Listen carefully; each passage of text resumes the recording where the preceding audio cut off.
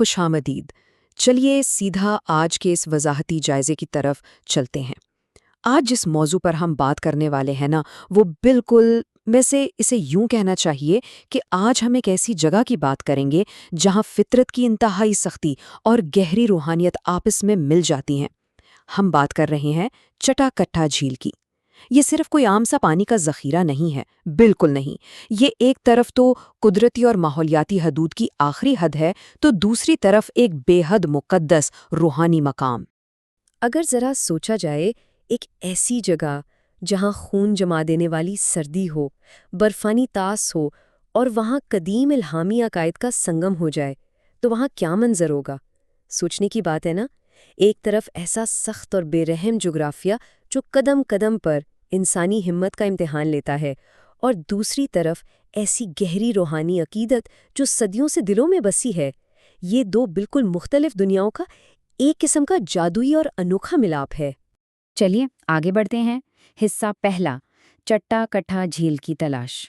ذرائع بتاتے ہیں کہ یہ جھیل پاکستان کے زیر انتظام آزاد کشمیر کی نہایت خوبصورت شونٹر ویلی میں واقع ہے۔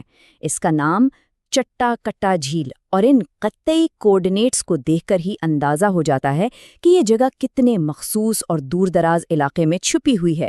یہ اپنے آپ میں ایک راز کی طرح ہے۔ حصہ دوسرا، الپائن اور گلیشیائی ماحول۔ تو سب سے اہم بات یہ ہے کہ یہ جھیل سطح سمندر سے 13,500 فٹ کی بلندی پر ہے۔ جی ہاں، 13,500 فٹ، یعنی تقریباً 4,100 میٹرز۔ یہ کوئی عام سی اونچائی نہیں ہے۔ اتنی بلندی پر آکسیجن آدھی رہ جاتی ہے، اور موسم کا تو کوئی بھروسہ ہی نہیں، انتہائی شدید سرد۔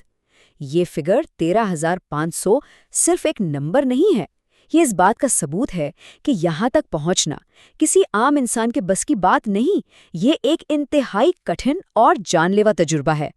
ویسے اسی غیر معمولی بلندی کی وجہ سے اسے الپائن یا گلیشیائی جھیل کہا جاتا ہے۔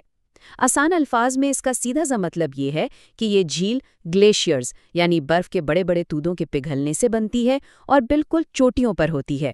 یہ حقیقت خود بولتی ہے کہ وہاں کا برفیہ ماحول کتنا سخت اور دشوار گزار ہوگا۔ خیر، اب آتے ہیں حصہ تیسرا پر، شیو کی مقدس قیامگاہ۔ اور یہ الفاظ اس جھیل کی روحانی حیثیت کو بالکل کھول کر رکھ دیتے ہیں۔ ہندو عقائد کے مطابق یہ جھیل بے حد مقدس ہے۔ کیوں؟ کیونکہ اسے دیوتا شیو کی قیامگاہ یعنی ان کا گھر سمجھا جاتا ہے۔ سوچنے کی بات ہے، ایک ایسی جگہ جہاں پہنچنا اتنا مشکل ہے، جو باقی دنیا سے بالکل کٹی ہوئی ہے، وہاں ایک خدائی رہائش گاہ کا تصور کتنا عجیب اور دلچسپ ہے۔ دراصل اسکریچ دیٹ، عجیب نہیں بلکہ حیران کن۔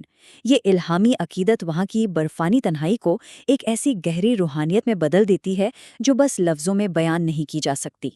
اس پورے خطے کو سمجھنے کے لیے تھوڑا سا پیچھے ہٹ کر دیکھنا ضروری ہے۔ چٹا کٹھا جھیل وہاں اکیلی نہیں ہے، یہ تو ایک طرح سے اونچائی پر واقع جھیلوں کے ایک پرسکون نیٹ ورک کا حصہ ہے۔